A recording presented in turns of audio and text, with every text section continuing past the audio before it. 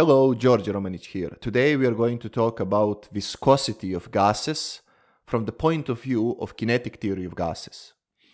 This video is very important indeed because it will reveal something that we can use in other fields of science and engineering beyond this particular topic of viscosity. And that is the following. Every time you have an equation where you have a coefficient, that coefficient often hides something that we currently do not understand about the physics, the physical background of the process that the equation describes. What do I mean by that? You see, coefficient of viscosity is a coefficient. In the context of fluid dynamics, it's a constant for a given gas and okay, it depends on temperature, but we set it up as a constant and we don't think too much about it. It's a constant that for Newtonian gases relates shear stress and the gradient of velocity. Nothing more than that. But you see that constant actually hides a lot of physics behind it. And we can only understand that physics if we study kinetic theory of gases in this case. You will see in today's video that coefficient of viscosity can be related to more fundamental properties of the gas, such as mean speed of atoms or molecules in a gas, such as mean free path, namely average distance that molecules or atoms travel before colliding with another molecule. And it can also be related to mass of these atoms. You see, that's the beauty of exploring physics fundamentally deeper than the topic that you are currently interested in. Namely, if you are interested in fluid dynamics, you take coefficient of viscosity as a constant, but if you look deeper into it, you'll see that constant actually has closed form solution that takes into account more fundamental properties of the gas. And today we will derive that closed form solution using kinetic theory of gases. We will start doing it now, but before that I would like to ask you to share this video with several friends and family members, and let's keep this channel steadily growing. Let's start.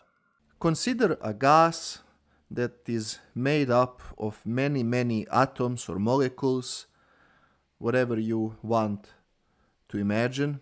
These are particles in the context of kinetic theory of gases. Furthermore, imagine we introduce an arbitrary plane like so, and I will define my coordinate system, so this is x and this is z direction. Gas below this plane exerts a mean force per unit area on the gas above this plane. And we call that force stress, and we often denote it as tau. The vertical component of that stress, or if you want, the vertical component of the mean force per unit area, is what we call the mean pressure in the gas. So this stress has the component that is perpendicular to my arbitrary plane, and we denote it often tau zz. I'll explain what this zz means. But this vertical component of tau zz, is what we call mean pressure in the gas. However, this stress also has component that is parallel to my arbitrary plane, which means there is a component perhaps in this direction. And we call that shear stress, tau zx. Now, when the gas is in equilibrium, and by equilibrium we mean it is at rest macroscopically or moving with uniform velocity throughout in the x direction, then this shear stress component does not exist. Namely, we would say that tau zx is equal to 0. What are these subscripts? First subscript is the orientation of my plane. And you can see that orientation of my plane is at z equal constant, and that is why the first index is z. The second index, x, is component of the force exerted across the plane, and you can see that this component is parallel to my x, and that is why the second subscript is x. Now, consider a situation in which gas is not moving with the same velocity throughout. For example, let us look into the case when velocity has some dependency along the z direction, and u is component of velocity along the x direction. You know that velocity vector is equal ui plus vj plus wk, where I, j, and k are unit vectors in the x, y, and z directions respectively. So you can see that u is component of velocity along the x direction, and I'm saying this component of velocity is changing with height. How can we have a situation where this happens? Well, we can have something like this. Imagine we have two parallel plates. These plates are at a distance, let's call it L, from each other. Once again, this is my x-axis, this is my z-axis. And let us assume that this bottom plate has velocity 0, namely it is not moving, but the top plate is moving with some velocity u0 that is a fixed constant. That means that a layer of gas right next to the top plate will have velocity that is approximately u0, and gas that is right next to this stationary plate will have no velocity, and then gas layers in between will have some velocities that are between these extreme cases. In this case, you can see that u is u of z, depends on my z, just as I postulated here. In this case, if I now introduce a arbitrary plane over here, just like I did it here, then in this case, tau zx is not equal to 0, and we would say there is going to be a shear stress exerted across this plane that is at some fixed height z. Now, what is the value of this shear stress? Well, or rather, how do we express it? Check my video on Newton's law of viscosity, where I explicitly derived that tau zx is equal negative eta delta u delta z. My video describes how to get this expression. And here, eta is a constant of proportionality that relates gradient in the speed and my shear stress. This constant of proportionality is called coefficient of viscosity. And you will also remember that this expression is valid when the shear stress linearly depends on the gradient of velocity, and we call these fluids Newtonian fluids. I also have video on non-Newtonian fluids where this is not the case. And also, situation gets more complicated when we have turbulent flows, and that means we cannot represent motion of gas in layers. There is a lot of mixing. As I said, check my video on Newton's law of viscosity to see when this expression is not valid. Also, we have a negative sign here, and that is to make sure that this coefficient eta is positive. Because when delta u delta z is positive, like here, tau zx is negative. Namely, gas below this plane tends to slow down gas above this plane, and that's why we introduce this negative. Okay, so in my video on Newton's law of viscosity and what I just discussed here, this eta is a constant of proportionality between shear stress and the gradient of velocity. But can we find analytical expression for eta using kinetic theory of gases and define it beyond a simple constant of proportionality? The answer is yes, and that is what we are going to do right now. Consider the following situation. Here I have a volume of gas, and in this volume of arbitrary size, it can be atmosphere, I will have n molecules of ideal gas per unit volume. Basically, that is particle number concentration that we introduced in pretty much all of my previous videos when we dealt with kinetic theory of gases. How do we define this one more time? Well, n would be capital N divided by V, where capital N is total number of atoms or molecules in this volume that extends who knows how much more, and V is this total volume. Just like here, I will say that this is my x direction and this will be my z direction or z coordinate. And I will introduce a plane like so, an arbitrary plane. Now these n molecules or atoms or ideal gas per unit volume will have chaotic motion. We saw that in my previous videos. Namely, they are moving in pretty much any given direction, and on average, therefore, we will have that in the z direction we will have n over 3, 1/3 of these atoms going up down along the z direction. Third of these atoms in the gas will go along the x direction, namely, let's say, left-right. And 1/3 will go along the y direction, which would be into the page in this case. So they will go into the page, out of the page. And that's a consequence of random thermal motion that we described in the concept of kinetic theory of gases.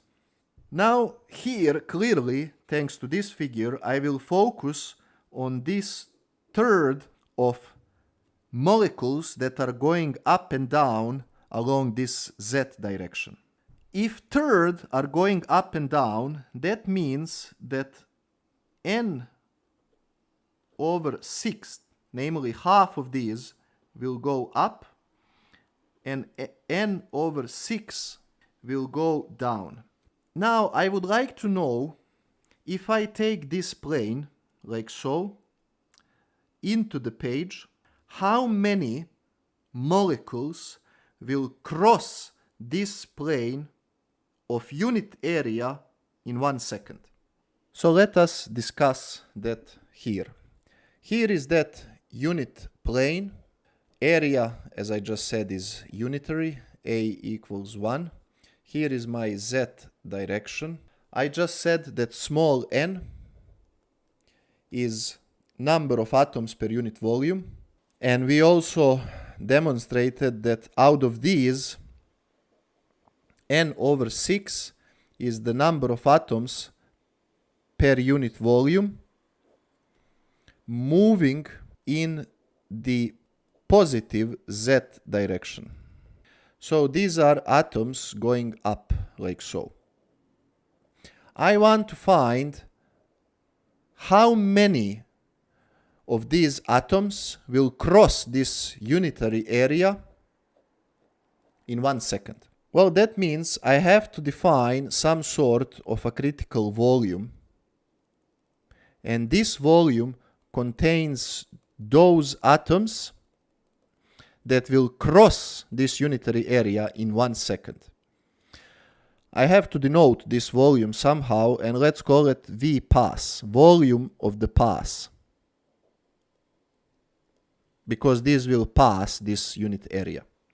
Therefore, number of passes, number of particles that will pass, will be this n over 6 times the volume of the pass. How do we know that? Well, we know it because the beauty of defining something per unit volume means that you can always find that quantity per any other volume by multiplying by that other volume. So here we know that n over 6 is the total number of these particles moving in the z direction per unit volume. Well, then what is their total number not per unit volume but per this v pass volume? Well, multiply by this v pass volume. So we need to find this now, this v pass volume. Well, v pass volume is this area A, which we already established is unit area, but I want to write it here so you know what I'm talking about. So this area times this height, and maybe I call this height, I don't know, z pass, times this height, z pass. Now, what is this height, z pass? We know that the mean speed of these atoms in the v pass volume is the mean speed of atoms, and we call it, from my previous videos, v average, like so. So z pass will be mean speed v times time, t. But I'm interested in unit time, so this will be 1. And you can see that v pass becomes average v, but we have to keep in mind that we assumed unit time and unit cross-sectional area, which means that my n pass is equal n over 6 times average v. Now, these molecules that are crossing the plane from below had their last collision at a distance lambda from the plane. And lambda is mean free path. What is mean free path? It's the average distance an atom travels before colliding with another atom. And of course, I derived lambda in my separate video, and I went into great lengths to help you to understand how we get this quantity. Now, I would like to go back to this figure and provide another argument that is important for this derivation. As I just said, molecules that come from underneath this plane, and this is my unit plane, had their last collision lambda distance from the plane, where lambda is mean free path. That means I can define two planes here, like so, one here and another here, and each of these planes is a lambda distance, mean free path distance from my reference plane, because that's the plane where, on average, atoms had the last collision before crossing my reference plane. But now it's very important to understand that we are now assuming that in our case, u is a function of height. That means that here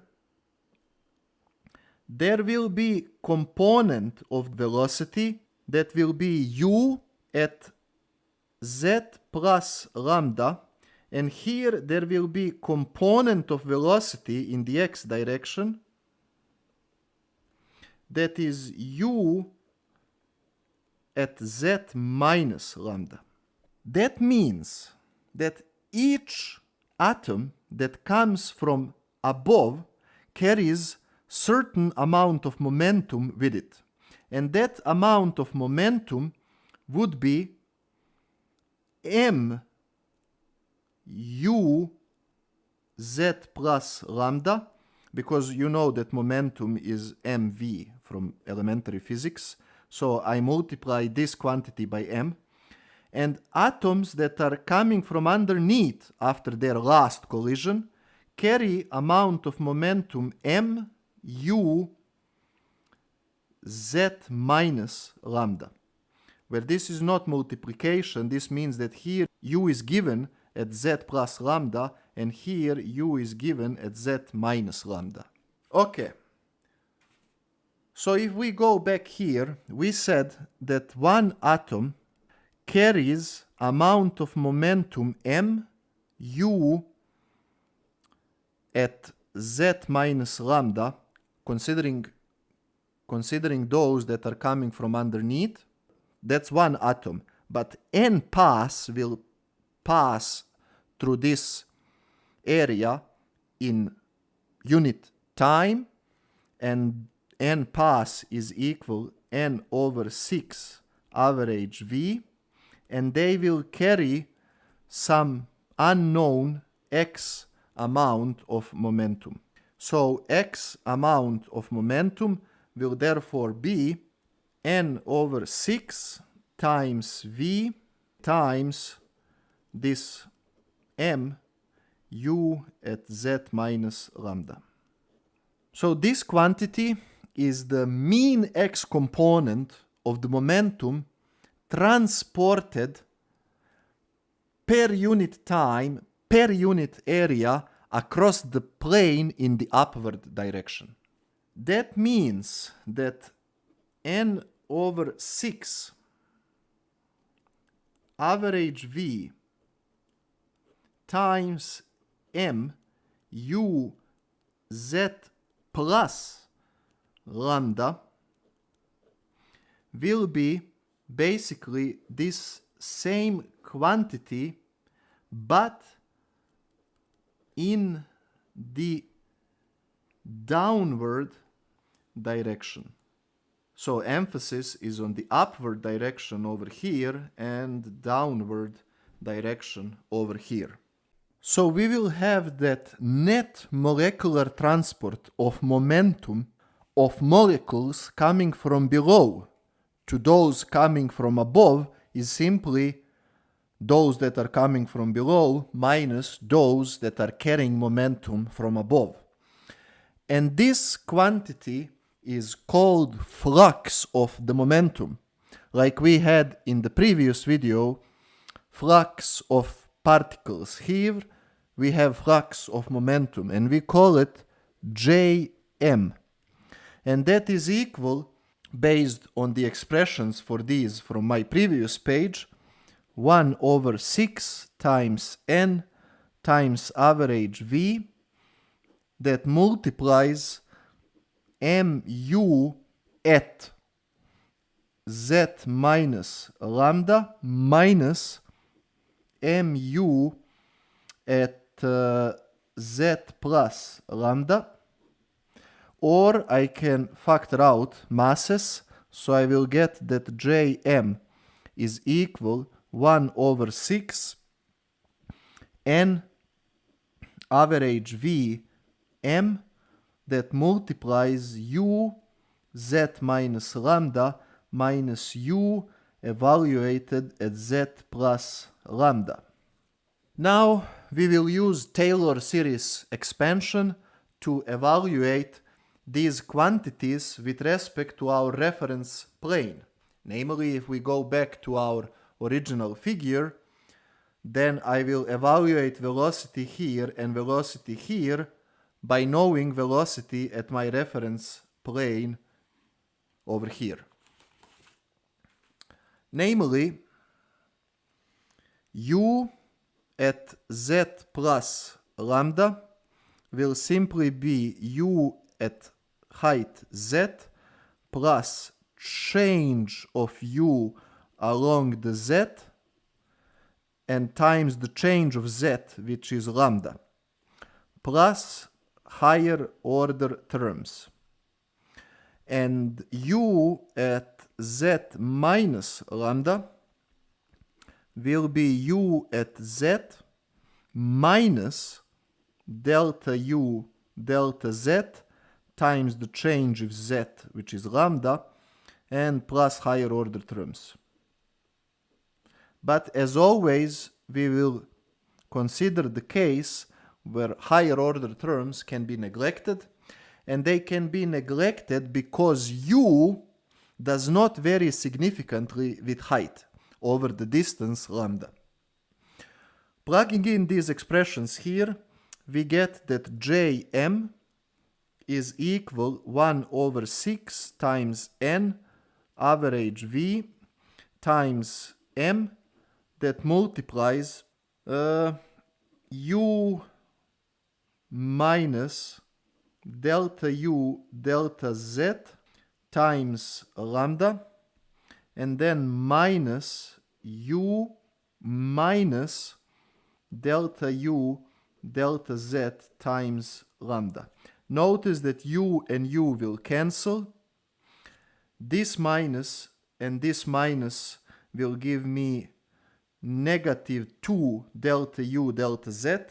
So I will have that Jm is equal now negative minus negative 1 over 3, because here I will have 2, that 2 will cancel with 6, n average v times m times this lambda delta u delta z.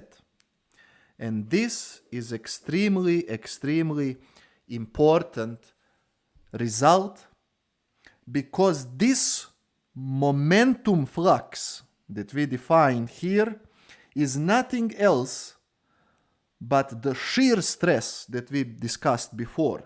So I could equally well write that tau zx, and I started from there, is equal negative 1 over 3 n average v times m times lambda delta u delta z.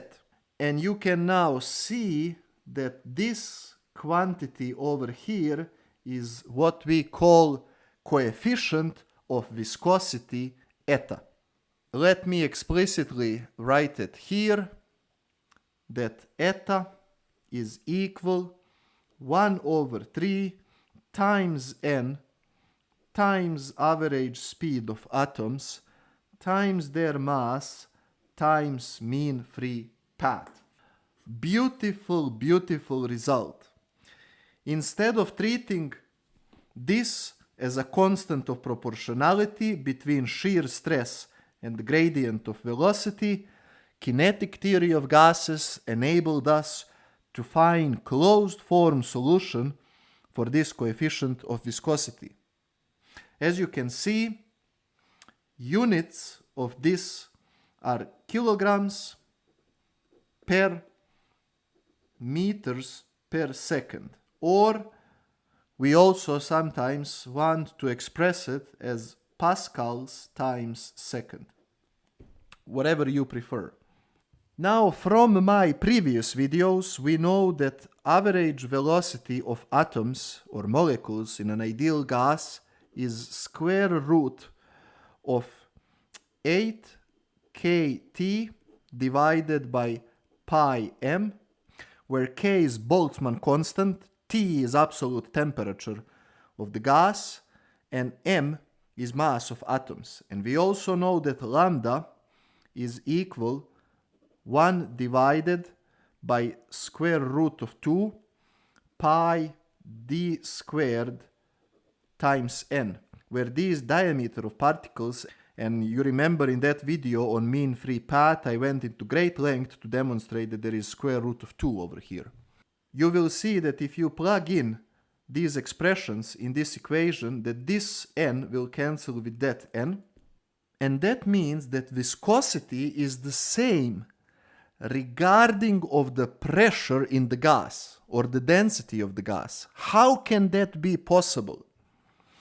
Shouldn't more dense gases, namely more squeezed gases, be more viscous, given that this coefficient is, after all, as we saw here, related to the transport of molecules that are carrying momentum?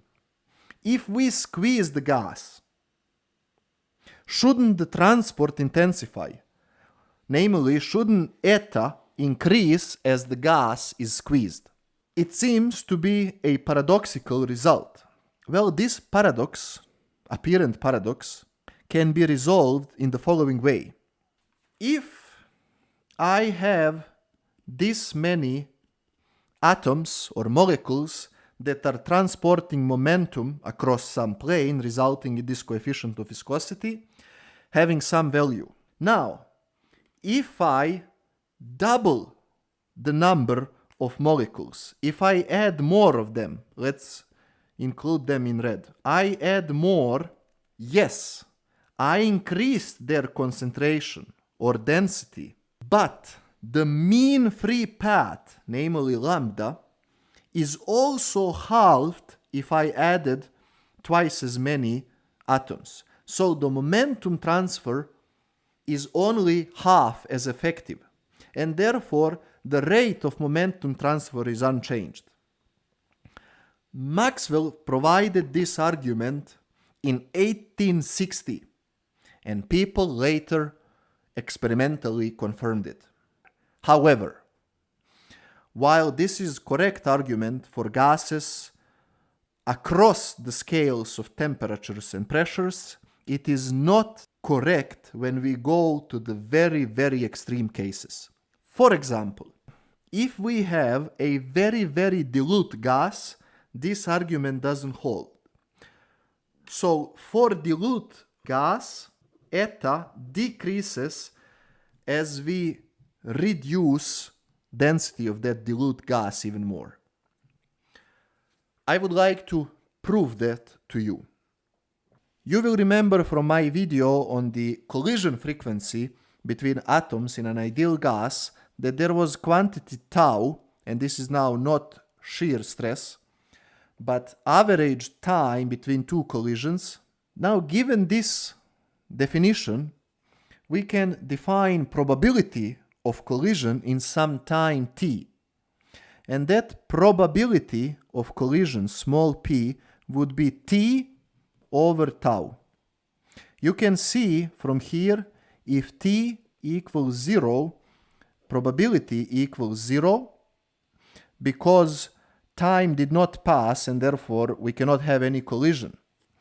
But we can also see that if t is equal tau, on average, we will have a collision, which means this probability will be equal to 1. So from here, you can also conclude, if we take a unit time, t equal 1, that probability of collision in that unit time will be 1 over tau. And now if your unit time is tau, then probability of collision will be 1. Now, let us take a container that has very, very dilute gas. There are only few atoms of ideal gas in this container. To make my life simple, I will say that this container is a box of width and height L. So what is total probability of collision of atoms in this container? Well, total probability of collision will be probability of two atoms colliding plus probability of collision with the wall. Namely, when we have very dilute gas in a container, we have to account for the possibility that these few atoms will collide with the wall at least as often as they are colliding amongst themselves, if not more often. So I can say that this total probability, let's denote it PT, will be probability of collisions between let's say molecules, plus probability of colliding with the wall. But from this expression over here, you can see that I can write that this is 1 in unit time. 1 tau total is equal 1 over tau related to molecule-molecule collision plus 1 over tau related to wall collision. Now, from my video on collision frequency, we know that tau m, average time between two collisions, is simply average speed of atoms or molecules in a gas, not their average speed, what am I talking about? Lambda divided by average speed. Mean free path divided, just like we have, V equals S over T, therefore T is equal S over V, basic equation in kinematics in physics. Average time between two collisions is mean free path, average distance between two collisions divided by average velocity. But how about this TW? So we found this one. How about TW? Well, TW we can estimate from this figure. And you can see from this figure that TW will approximately be, well, this distance L over average speed V. Again, applying the basic kinematic equation from physics. Why approximate? Because we are assuming gas is so dilute that it can travel this distance L without colliding with other atoms over here. So we define this as well using this conceptual figure. How about this tau t? Well, this tau t, I can define the total free path in relation to total average time between collisions, that is accounting collision between molecules and walls, to say the total free path is equal total average time between two collisions times V. So when we combine this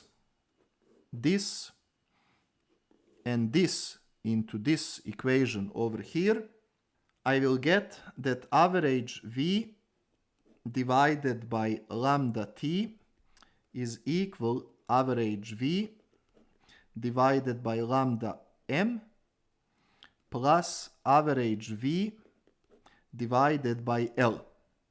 Notice that average V mean speed cancels everywhere, so I get that 1 over lambda t is equal 1 over lambda m plus 1 over L. For a very dilute gas, lambda m tends to infinity. It follows that 1 over lambda m in the limit case tends to 0, which follows that 1 over lambda t will really approximately be 1 over L. And that means, of course, that lambda t will approximately be L. In this case, eta is proportional to density of gas. Why, in this case, we have this dependency? Because if the gas is very dilute, then we will have this condition that really total mean free path will be just the length of the container. But as we start increasing the density of the gas, this quantity is decreasing, which means this is not tending to 0 anymore, and this becomes important, which means this doesn't hold anymore, and we get result that depends on the increased number of atoms. An increased number of atoms means changing density of this gas. Here, as I often do, I calculated the coefficient of viscosity for the gases that are making up air plus radon, and you can see that in many cases the order of magnitude is 10 to power negative 5 Pascal seconds, or in some cases an order of magnitude smaller or an order of magnitude larger, depending on the gas in question. If you want to understand the meaning of these other calculated quantities, check out my previous videos on Maxwell-Boltzmann distribution, collision frequency, coefficient of cell diffusion, and so on. I would like to go now back to this closed form solution for our coefficient of viscosity and say that this coefficient 1 over 3 can be different depending on the assumptions that we introduced during the derivation.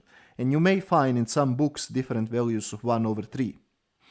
One of the reasons is namely, if we go back to this graph, you will see that here we assume that n over 3 atoms on average move up, down, left, right, into the page, out of the page. But really, there is perhaps a little bit more that are moving from left to right because there is this prevailing motion from left to right. Often this speed of this motion is much smaller than thermal excitation, thermal velocity, jiggling velocity of atoms, so our assumption is pretty good. But of course it could be improved, and if one goes in that direction, then one might get this coefficient that is somewhat different. However, in all cases we get this same dependency on n, v, m, and lambda, or basically there is no dependency on n because that will cancel with this n in lambda. And the other closing remark that I would like to make is that you can see that eta is proportional to mean speed of atoms in the gas, but you will remember that mean speed of atoms in a gas is proportional to square root of temperature, as you can see here. That means that in principle eta depends on square root of temperature. Now this dependency is really approximate, and our experiments showed that instead of eta being proportional to square root of T, it's really more like eta being proportional to absolute temperature to power 0.7. But this comes from experiments. The reason is the following. In kinetic theory of gases that we are dealing with here, we assume that transport of momentum that we discussed basically here only comes as a consequence of collisions. But in reality, there are also attractions between atoms due to intermolecular forces. We just saw that coefficient of viscosity is proportional to temperature of an ideal gas. And we saw discrepancy between theory and experiments. Theory said that coefficient of viscosity is proportional to the square root of temperature, but experiments give us a little bit better insight into this process and say that coefficient of viscosity is proportional to temperature to power 0.7. And this discrepancy was explained by accounting for intermolecular forces that exist in any gas but are not accounted for in the concept of kinetic theory of gases. However, in liquids, we have that coefficient of viscosity decreases as temperature increases. How do we explain that? That's completely different trend from what we have here in gases. And it turns out we can explain it using the same idea of intermolecular forces that we had in the case of real gas. You see, in gases, atoms are far away. And you will remember in the first video on kinetic theory of gases, we said that one of the basic postulates of kinetic theory of gases is that average distance between atoms is much larger than the size of the atom, let's say, expressed through their diameter. And in that case, indeed, the main contribution to the exchange of momentum between atoms is their collision. There are some intermolecular forces, but they are not so important because atoms are so far away. That's why this theory is so good. However, in liquids, atoms are very close together. They are all over each other. They are not bound to one place like in solids. They can move but they cannot move as freely as in gases. Because atoms in liquids are one on top of the other, intermolecular forces are extremely important. And the exchange of momentum through these electrical interactions is as important or more important than their collisions. Now, when we increase temperature of a liquid, jiggling of these atoms or molecules increases. And that means they are no longer on top of each other as much as they were at lower temperature, so their distance increases a little bit. So this electrical interaction, intermolecular forces, weaken, and therefore exchange of momentum weakens through that particular process, and we have decrease of coefficient of viscosity with increasing temperature in liquids. Eventually, if we keep increasing temperature, the liquid will evaporate, and then we can go into the concepts of kinetic theory of gases. Once the liquid evaporates, we have vapor. The average distance between atoms is very large. Intermolecular forces are negligible pretty much. And the collisions, physical collisions, are the main process whereby momentum is exchanged. So you see, while kinetic theory of gases cannot explain properly viscosity in liquids, a little bit more reading about physics and understanding of these processes can be used together with kinetic theory of gases to give us better picture of viscosity in liquids as well as gases. Make sure you share this video with your friends and family, and until next video, goodbye.